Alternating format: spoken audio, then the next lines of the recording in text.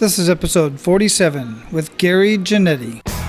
Welcome to Men of Abundance, the podcast for those looking to level up their lives by hanging out with some of the greatest leaders and established professionals in our community, living a life of integrity, honor, and the abundance mentality. Prepare to pay it forward with your host, former Army medic turned lifestyle entrepreneur, Wally Carmichael.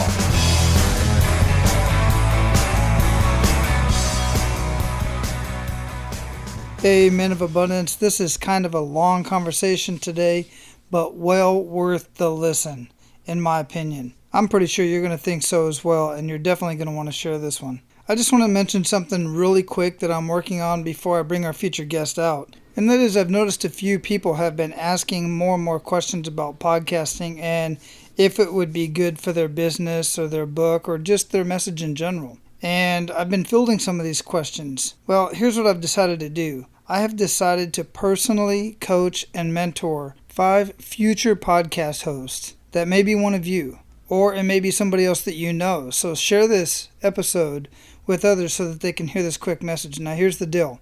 I seriously am only going to take on 5 people. This is not a scarcity type of thing. It's just because of my time. I have a pretty good idea of how much time it's going to take to personally mentor and hold 5 people accountable to their podcast and get their podcast launched in just 3 months or less. I know it can be done because I did it. Even though I had a mentor, he was not a one-on-one mentor because John Lee Dumas doesn't do one-on-one mentorship programs anymore. And when he did, he charged $10,000 a month for the mentorship. I am not going to be charging anywhere near that at all whatsoever. This program is going to be done very informal. I'm going to be working directly with 5 individuals starting their podcast from concept to what structure will be best for your particular industry and your message and what your niche is. We're going to niche down exactly who your audience is. We're going to decide what software would be best for you based on the equipment that you already have, and then determine how quickly you want to grow your podcast and your business. Will help us decide which software you need to use. I'll make suggestions for all of that, the whole bit, everything. I'm going to be working with you one-on-one. So if you're at all interested or considering starting a podcast, send me an email to wally@menofabundance.com. This is very important. In the subject line, put podcast coach. I'll then reply back to you so that we can set up a 10 to 15 minute Skype call so that we can determine if you're the right candidate to be one of the 5 that I'm going to coach and mentor to start your podcast, get it up and running, full blown, in 3 months or less. Now, be abundant in your life today and share this episode with everybody that you know so they can hear this amazing conversation. Our featured guest today is Gary Genetti. Gary has been designing and making glass for over 38 years. I find this very fascinating. I've always been very fascinated with glass makers and glass blowers and the fine arts. It's just amazing stuff. But Gary has taken it to the next level. And I will have Gary's full bio in the show notes of this show at menofabundance.com/047. But the really cool thing about Gary, the reason why I had him on the show, aside of his story, is one of the things that he's doing is in 2013, he branched out into a world of recycled, or what he refers to as upcycled glass, with his junkyard glass project. It initiated by a trip to a local auto junkyard to assist his 2 daughters on a school project. Then the idea was born to recycle broken car windows into beautiful products. From that, he made a video, launched a campaign on Kickstarter, and raised over $10,000 to develop the small social and environmentally responsible business. This is what I like about Gary's business. This is what I like about what Gary's doing because, as you know, I love for-purpose businesses. I love businesses that have anything to do with helping out the environment and being environmentally responsible. And I really like Gary's backstory, and he's just a really cool guy. Gary, welcome to Men of Abundance. Well, thank you. I'm glad to be here. Yeah, me too. Good to share some time so far away, It is. Where are you at in the world? New York. Upstate New York. And we're in the beginnings of fall and near the end of the day here. So, okay. But good time to sit down and chat, and talk a little bit. How did we get in contact? Oh, through Hans. Oh, Hans. Hans That's right. Hageman. Yeah, That's yeah. right. He's Hans. a new friend of mine, but he's a neighbor. He lives right around the corner from me. He and his wife and family just moved out here, and I got to know him through we do a studio sale out of my studios in the backyard of the house here, and he came by during one of our open studios, introduced himself, says, I'm just looking for something to do locally, getting to know people, and it's so really good energy guy, and I'm happy to be a friend of his and working with him a little bit, and he's helping me a bit to broaden out my perspective on the world. Yeah, he's a great guy, and he will certainly broaden your perspective. He is a ball of energy for sure, and a very abundant leader in my mind. Yes, yeah, absolutely. I totally agree with you 100%. Excellent. So he turned me on to the whole idea of a podcast. This is my first one, so I've never really done this kind of thing before, and it's kind of fun to have a space to say something. I live out in the country, and I have my friends, and I used to be traveling all over the country, and most of my social group was colleagues were from all over the country, and we'd get together doing shows, and they were kind of like gatherings and parties and our business at the same time. But the last few years I've cut back on traveling, and for a variety of reasons, and just sort of trying to transition into a new way of presenting what I do to the public, and thus I'm speaking with Wally here. So. And I appreciate. I'm honored to be the first one that you get on. That's just amazing. And podcasting is by far. I think the estimates look at about 30% of the population even know what a podcast is, let alone listen to them. And yeah. Oh, it's growing though. I really think it's going to be the future for. Oh, absolutely. The way people talk to each other, and it's it has such integrity to use the technology for something like this. I mean, because it just couldn't happen any other way. But there's just so much other stuff out there that people are doing on the internet that it's daunting. But to have a nice personal conversation in depth with somebody like this is a wonderful thing. It is. It's definitely refreshing. Just chatting online, and type and stuff like that. It's so much easier to get our message out. And, you look at the old school, you look at radio, you look at print as far as companies trying to get their message out. And quite frankly, everybody wants to hear stories these days. And always, It's always been the case. Stories always are the best way to go. People love stories. This is by far the best way to get it out there, just to have an honest conversation. So I like to start out every show basically the way I start out every morning, which is with an attitude of gratitude. So what do you have to be grateful for today, Gary? Well, I am grateful to be here. And, I thought about this. The word gratitude is a very interesting thing to me because it has such depth. And it's one of these what I call state-dependent words, where when I'm suffering, then I'm searching for gratitude. But when I'm in a positive state, it surrounds me, it embraces me in everything that I do.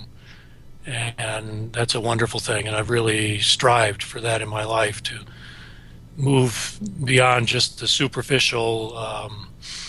So, of course, I'm grateful for my family and my friends and everybody that puts up with me. But at the same time, there's this, just to tell one quick story about a moment of gratitude that I'm reminded of every day when in the mornings for myself. And that I went through a very serious surgery, open heart surgery, in 2009. As anybody that hasn't had that experience, it can be it's a major surgery. But when you wake up, you have this, you're intubated still. You still have the breathing mechanism down your throat, and your hands are like restrained so you don't get up and take it out. And I was very discomforted by that, and it didn't feel like I was getting enough oxygen. And I kept saying, take it out, take it out. But finally the doctor in the ICU took it out. And I'll tell you, that breath that I took, that was gratitude. It was like a baptism. for me. And I really, since then, I've had a very acute sense of my breathing, and I come back to it during the day, and it really is connected with this feeling of this attitude of gratitude, just like you say. It can grow out of these small moments that can have great significance in life. Yeah, absolutely. That is definitely a significant emotional event. And I like what you brought up about gratitude, and you ask for gratitude in the hard times, but you also are thankful for gratitude in the good times. And it's extremely important, absolutely, without a doubt. So before we got started here, I gave a very brief bio and talked a little bit about you, Gary, but I would like to hear it from you a little bit more about a brief background of who you are, what you're doing, and we're going to eventually get into that kick in the gut moment, and the enough is enough moment. But well, that's just one of them. Exactly. Yeah. I was figuring so based on our previous conversation. So Right. yeah, absolutely. So let's get a little bit personal. Let's hear a little bit more about who Gary is. Well, I have had a career, a really wonderful opportunity to have a career where I have been an independent glass maker for almost 40 years now.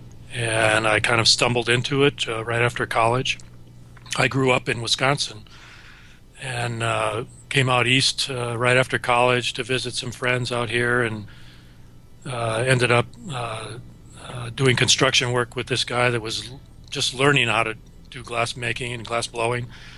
And so he knew a little bit more than I did, and he needed help, so we would work in the construction business during the day, house building, and then at night we'd go practice glass blowing.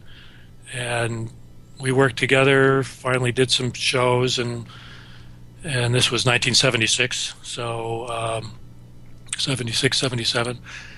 And he quit shortly thereafter and left me hanging with everything, and I just took off with it and never looked back. It was a time in the craft world where there was very few people doing that kind of work, hand making glass, and in a kind of a garage style. People had figured it should belong in a factory, and that's where it was in most of the world.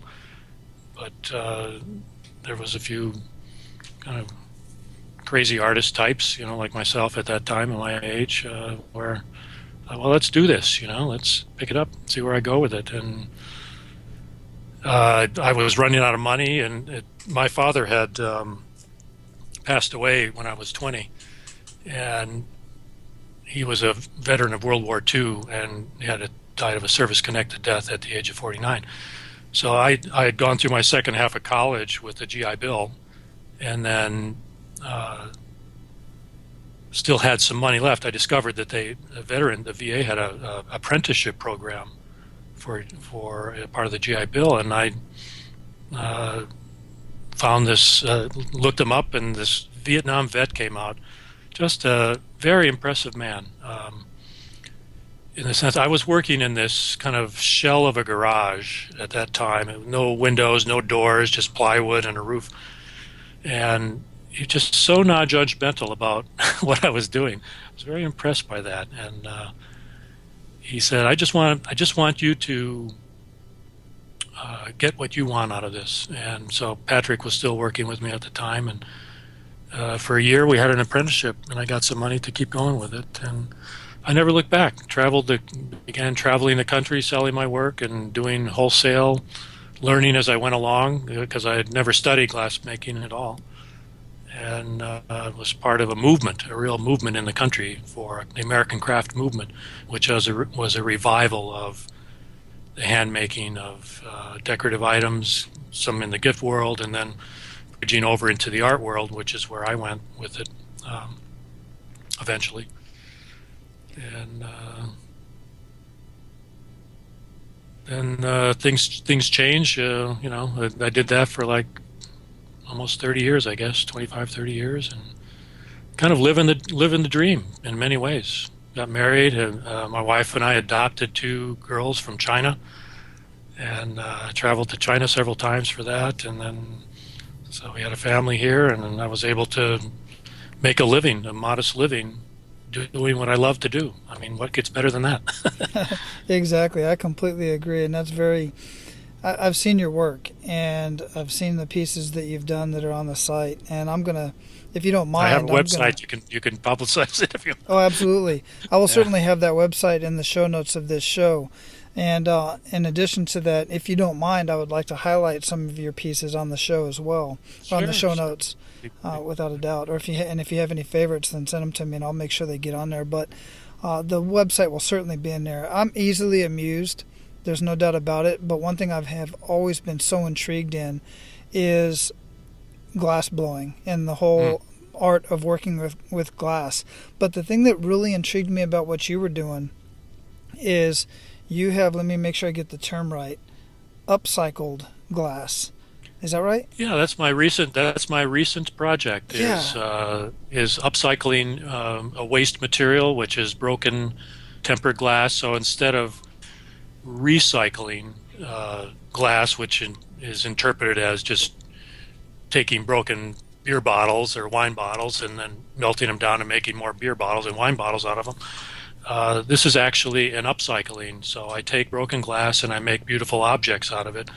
And I've spent the last year or so developing products. My family and I did a Kickstarter to generate some funds to develop products, and we were successful. And it was a great thing. We call it junkyard glass because that's where it was born. Mm-hmm. So is that where you get the glass from? Some of it comes as auto glass. Some of it I have sourced within 5 miles of my home, which gives me great courage to contract to sell this kind of work because I've sourced over a ton of it just within 5 miles of my home. Wow. Broken auto glass, commercial shelving. One lady nearby has crates full of it that she got from a Brooklyn construction site. It was brand new, but tempered glass, once it's tempered, cannot be altered. If you try to alter it, it just shatters. It breaks Right. into little pieces. So she's been in her barn. She has crates full of this 2 by 4 foot sheets of this tempered glass that they gave away. They were going to have to pay to have it hauled away to the landfill. But she said, "I'll take it. We'll do something with it." And then she heard about what I was doing and came over and said, "I got a whole bunch of it for you. Just come over and get it whenever you need some." So there's a lot of more and more uses for tempered glass because of its safety features and the way it breaks. Yeah, kind of a fun fact about me is that's one of my first jobs is I worked in not a glass factory. We built windows, so the glass already came to us mostly Right. cut. We dealt with a lot of crystal glass as well, so you could cut the crystal, but obviously you couldn't cut the tempered. But that Right. stuff is heavy, especially when it's double paned in a 6x5 window. That's right. That's right. It's it's heavy, and that's what it's costly to throw into the earth. In many ways, not just. It's not toxic. That's one advantage glass has. It's not a toxic material. Some of the raw material, the ingredients that go into it initially are toxic, but they're all fused together. It doesn't. It has this amazing ability to maintain itself in a very inert way. In general product, the raw materials don't leach out of it like some other, like plastics, can give off outgassing and things like that when they're disturbed. But glass itself, even when it's remelted, gives off very little toxic material. But it's just the weight issue and the fact that so much energy goes into making it that it really is a waste to have to throw it into the earth. And when you can find repurpose it and upcycle it, as you said, as I called it. Yeah, I absolutely love that part of it. That's just amazing. So along the way, how long have you been doing that? 30 years? The upcycling part has been since, we did the Kickstarter in 2013, so that's fairly recent. I've been busy most of my career has been busy as an artist. I work independently. I've had assistants here and there, mostly other glass artists. We share helping each other. The Hudson Valley, where I live, is kind of got a number. It's really the birthplace in many ways of the American craft movement. just because the main shows were out here that everybody did. So people would even come from California, the West Coast, all the way out to the East Coast, and still do, to access the market out here for selling certain types of products, gift type things. The art market, which I kind of latched onto about mid-career, I had a little glimpse of fame by having a piece featured on the cover of Smithsonian Magazine. And that kind of boosted my image to focus more in the art world, which was really great because then I could stay independent and not have to travel so much I could sell through galleries, which is what I did for this last 15 years. Yeah, that's cool.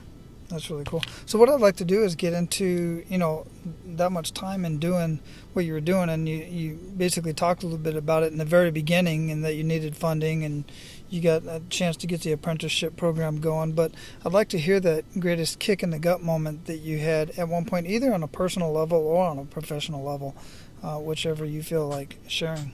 Well, it's kind of combined for me. I have what I recently learned from a friend of mine who's an entertainment and a lawyer. He says, you have a lifestyle business. Many times artists the way to get very famous and really big name is to really turn your life over to other people. And major entertainers talk about this all the time, is that they don't really have a personal life left, really, in many ways, and they're very protective of their personal life. It's very isolated in many ways. They can't go outside and this and that. But for me, I have what's called a lifestyle business, and I really appreciated that. And that's another thing I'm very grateful for, is that early on I made the decision.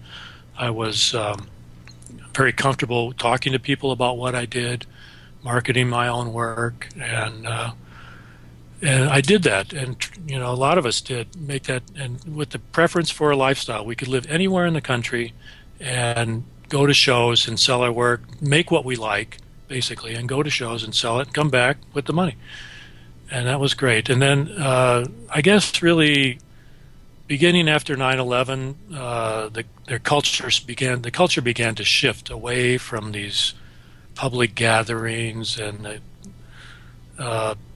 people with money that were my customers. My customers were basically upper middle class to wealthy people.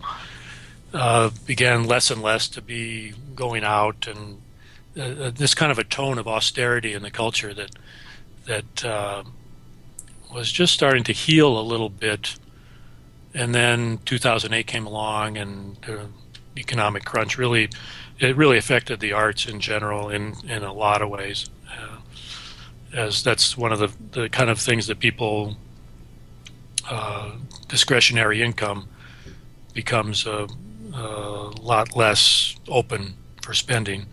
The discretion is tightened quite a bit when it comes to art purchases and collecting.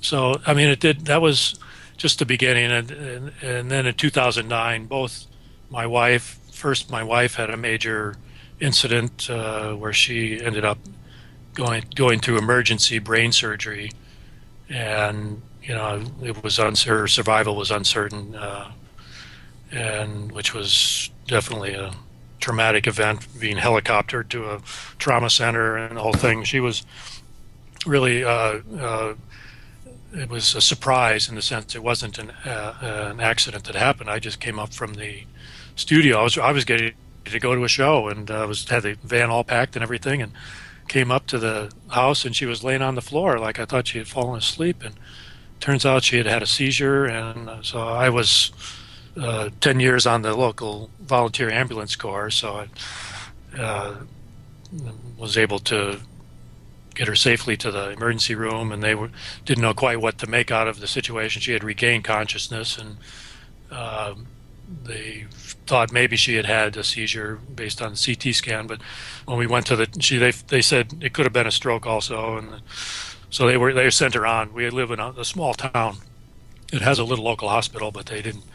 They weren't ready to take that situation on, so they helicoptered, medevaced her down to Westchester Medical Center, and Turns out she had very large brain tumors that one had started to bleed a little bit that caused a seizure, and she went into emergency surgery, and fortunately everything was very successful for her, and she recovered pretty well. And then she was still recovering from that, and then that same year I went through the open heart surgery, also without previous symptoms, just I had a valve issue that needed immediate attention, so I had an open heart valve repair and a Mays procedure for atrial fibrillation. But so those were, but it's it was very hard on my children,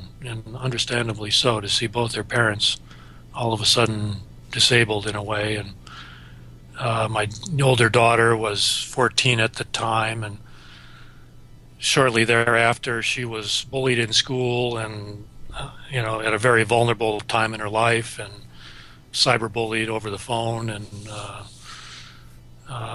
just led to a kind of a real kick in the gut for our whole family. Yeah, wow. I have to say, where she couldn't go back to school, and both me and I are recovering, trying to get back on the road, earning some income, and of course the medical bills were piling up, and we did have a major catastrophic insurance with a $10,000 deductible, but as I said, we had a lifestyle business. We were not rich. That wasn't our priority to make a lot of money. Our priority was to live a life that we had just what we needed. We had everything we needed, but it wasn't extravagant at all. It was kind of not prepared for catastrophe by any means, but so that's what happened. We ended up having that catastrophic moment where this perfect storm of events came our way in some way, and it's been a healing journey ever since. Yeah, absolutely. So as far as the healing process is going, what did you learn from that whole process? I mean, because I love the whole idea of the lifestyle business. Yeah, I really like that. I mean, I've met so many people. I travel quite a bit, and I've met some amazing people. And some folks travel the world, and they travel the world because they have a lifestyle business, or they may even just be the type of people like I met a young lady here. I was out skydiving, and what she does is she's been known for, she packs parachutes. So one of the things she does is she travels around the world. She'll be in New Zealand one year. She's been to 20 some odd countries, and she's only like 18 or 19. No, she's between 19 and 21, something like that. She was young to me, and that's what she does, right? And she just lives she's been all over the place, and she lives a great lifestyle, and she hangs around with some really cool people. I'll tell you, it's more and more a premium lifestyle, especially for the young people. It's part of what allows me to relate to young people, is that they look to me as a model in many ways, and I'm in the process of trying to create a bridge in our local community to the younger generation, the Millennials, that many of whom are struggling in their creative careers, and and they see these models of young people that are billionaires by by the time they're 20, and I say, you don't need that. You don't need that to be a successful and fulfilled person. Just like what you're doing. Abundance is all around us. And it really, you learn to open yourself up to that. And this get rich quick thing, the old, it's great if it happens to you, but there are so many other opportunities in life, and in many ways more fulfilling than that. Exactly. It's not all it's cut out to be either. And if people, there's so much rhetoric out there, and so much, just like you said, the pop stars that are making all this, millions of dollars, they don't see, what the lifestyle that they have to go through to live that. They're not as happy as they appear to be in many cases, and then they end up, that's why they end up doing drugs and end up in jail and end up doing all this other stuff. The Millennials, quite frankly, based on what I've seen and talking to other amazing men on the show and off the show, is the more and more millennials are more interested in collecting experiences rather than collecting stuff. And that's right. why they're picking up these vocations that are building they're building their vocation around their lifestyle. And it just makes me giggly. It really does. I just love the idea of that, and to see people do that. That's right. And that's where the experience becomes, that's the premium. And the money comes along with it in many cases, if you really love what you're doing and find the passion to follow through with it. I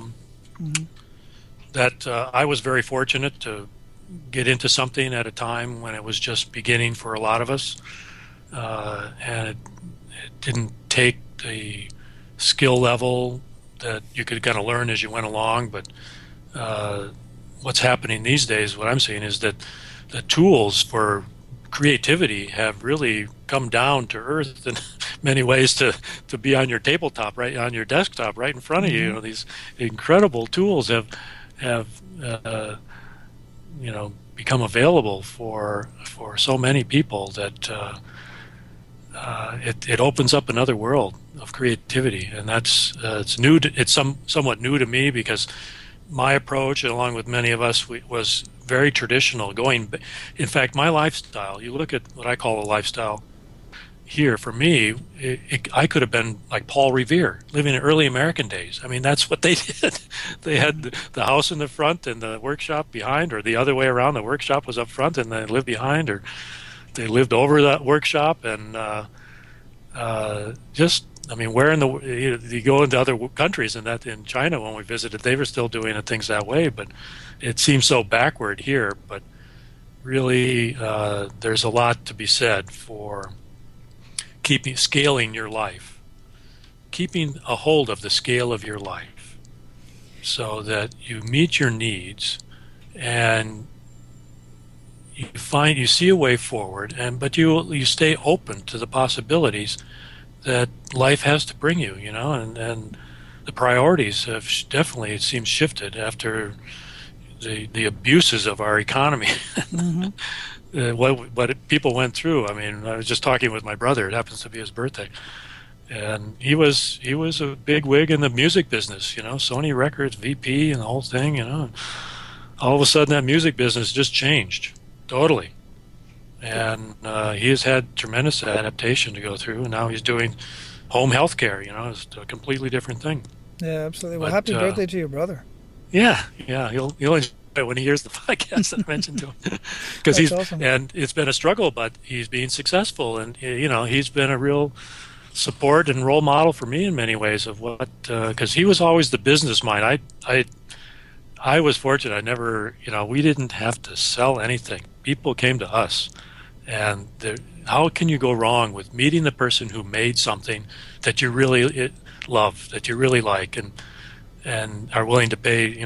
My bigger pieces were quite expensive, and there were people that just saw the value in that, and it's something you can't do on the internet, but we're coming as close as you can get with it right now. But you can't just you just don't get that on the internet. And the internet is another thing that happened to what I did, was that more and more younger people said, well, I don't need to go to a craft show and beat the crowd and be outside, and you never know what's going to happen. And when I can shop on Etsy and see all kinds of stuff in my whenever I want to, my pajamas at home. Yeah, and usually whenever I end up buying something like that, it's usually because I know the backstory. And so that's why I always look for the backstory for certain things, especially when it comes to arts and crafts and those type of things, the arts. Yeah, the story has become much more important to what I do, and I'm really emphasizing that in all my communications, is to learn how to tell the story in different ways. So it's easy when you're face to face with somebody and they ask you, you're surrounded by your work, and they come into the booth, and of course they're already intrigued because they walked into your booth, and it's a great opening.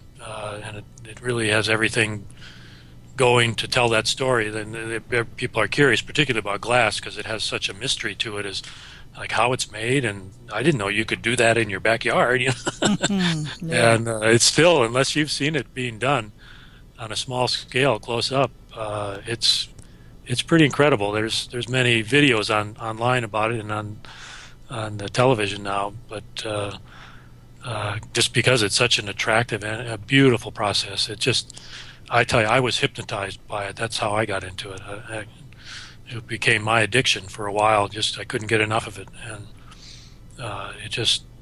this magical material that is alive, right, and responds. It's like a conversation with the material. Sometimes it takes over, and sometimes you take over, and something comes out of it in the end, and it has this wonderful, wonderful responsiveness to it and spontaneity. So we're at the point where we're going to pay it forward here, Gary, but even before we do that, just briefly, just in case there's anybody out there who's as intrigued as I am and really wants to kind of get into it, and even as a hobby and try to, what would you recommend to that person that wants to get into glass blowing or working with glass? Well, right now, the real growing side of what I was doing in glass making, the scale up glass making, which began in the garage, is now in what's called a public access studio, and that's a real growing thing across the country, just because it's usually a team activity. I was one of the few people that did a lot on my own, but mostly it's done with 2, 3, 4 people, and it's a great way to work together and learn together, so you can take turns doing various parts of the process.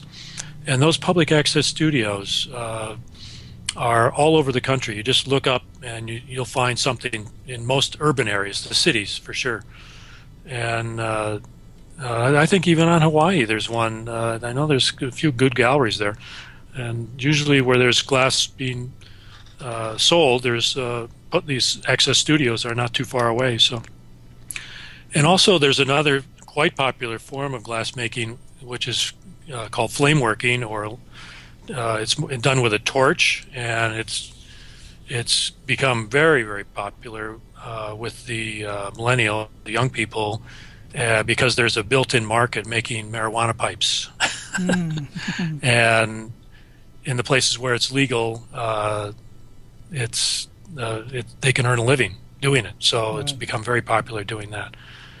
And it's my good buddy Paul Stankert is one of the best in the world at that style of glassmaking, and he's written several excellent books trying to convince that world that there's an art side to and a very creative side to what they're doing, and to not limit themselves to one kind of product. But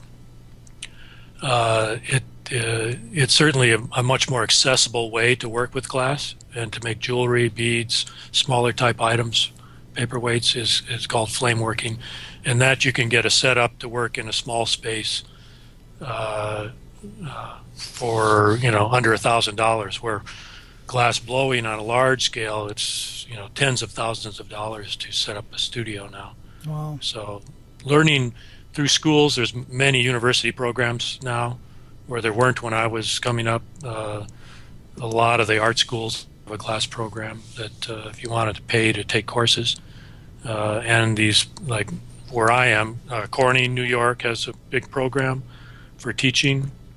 In Brooklyn, New York, believe it or not, there's a Urban Glass, which is done in a large studio just over the Brooklyn Bridge. And in South Jersey, there's another one. I don't know the name of it. Philadelphia, I've worked in, but basically they're urban areas. I know in Chicago there's a brand new one that just. But people look up on the internet glass blowing, and you'll find these public access studios where you can take classes, and then when you get some skills, you can rent time at the furnace, so you don't have the overhead of having your own equipment, which can be considerable. Oh yeah, that's perfect right there. So we're going to pay it forward now, and what I would like for you to do is to give Men of Abundance 1 to 3 actionable steps that they can take today. Actionable steps. Open every morning to the abundance within. I've more and more, that's been a feature of my day. And from that, I've been able to find a new sense of who I am that is ready to include others in a community sense, to build a new community. And that's one of my recent strongest engagements, is to build a creative community in my area, because so often that people get that side of things gets too fractured, and it's all, if it's not about money, then nobody comes together. But really, that it's tremendously rewarding for me at this time of my life to make that bridge and be a mentor to younger people that are engaged in all kinds of different creative endeavors, and to share the good fortune that I've had in my life to have been able to do something that I really love to do, and become a mentor to inspire others to really reach for that in their life, because the culture that we live in can be very deadening, and it's not getting any better in my mind. It really needs new vision, and a vision that comes from a resource within and connected with something more deeply inside is where real action comes from. Excellent. I don't want to add any more to that. I'll get too wordy. What daily habits make up the biggest impact in your life? Well, other than what I said, is I sit every morning, and I'm not a follower of any particular religion at this point in my life, but for me, that's my temple, my church. It's become, I don't like to say it's a habit. It's something I do every day, but I do it intentionally. It puts all my other habits, which I certainly have, in a different light, and allows me to see the open spaces in my life, in my day, at the same time as I live a very habitual life. Because there are open spaces where is time to reconnect with myself and reconnect with the abundance that is all around us, that embraces us in every moment, if we can be open to it.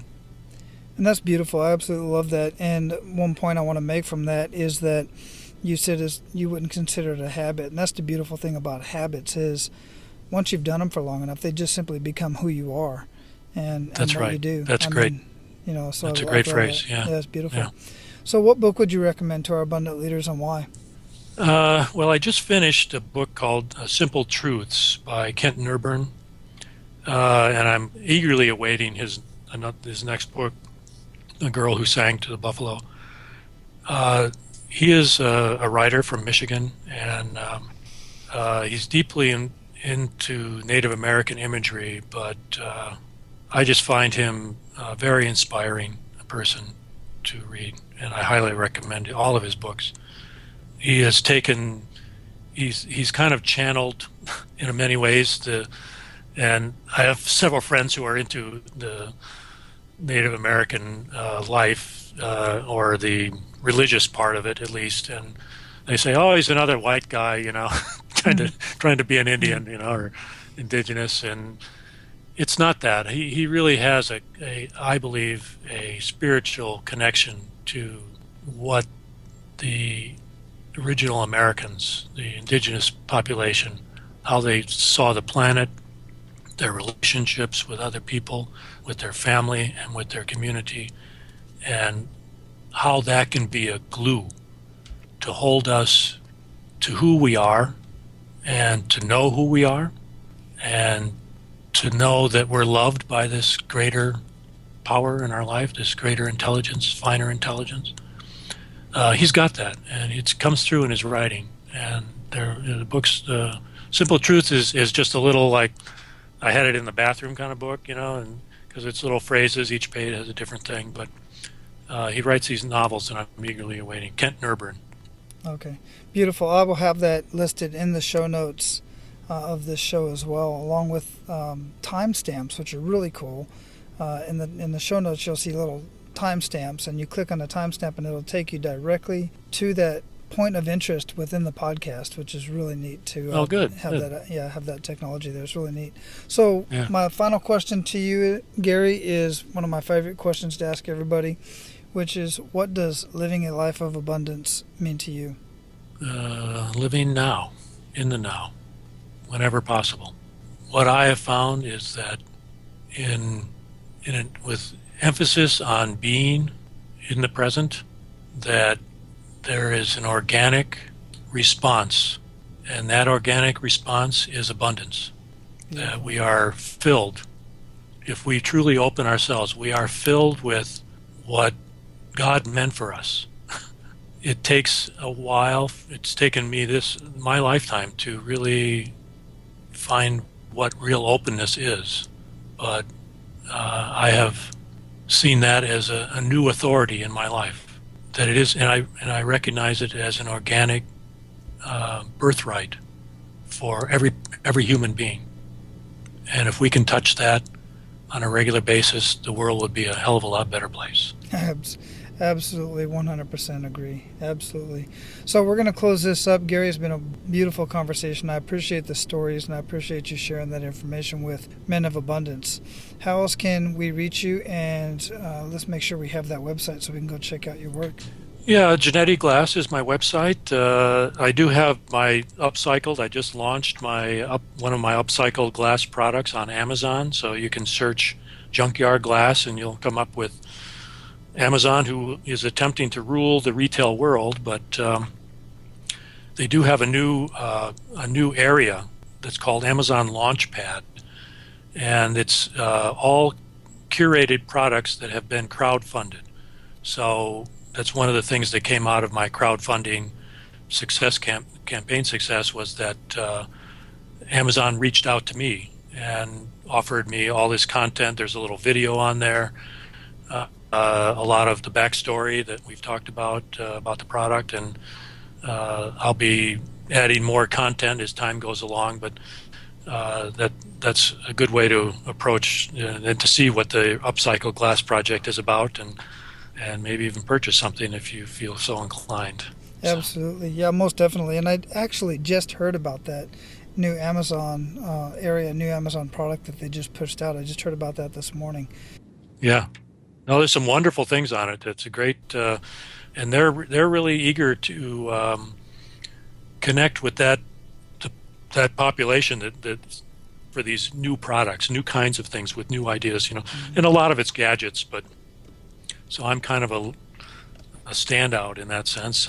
But with what I'm doing, but it's like I said, it's really about the story and the integrity of the approach to making things. I mean, the maker movement is the next step for me. It's the next phase of the American craft movement, is this maker movement, and it's including all the new technologies and the new way of making things and disrupting old patterns, and that's where I'm headed with it. And I think that Amazon is intrigued by it enough to reach out to us to try to help us. So that's good. Yeah, it is. Well, Men of Abundance, I'll tell you, you've got the story. You've now met the man, virtually anyway, through the podcast, and now you just have to go look at his work. It's amazing, and I'm sure many of you are going to want to pick up a couple pieces. So, Gary, it's been a pleasure. I appreciate your time, and I appreciate this conversation, and I look forward to you going out and checking out some more of your work. Thank you so much, Wally. Awesome. Have a good day. You too. Take care.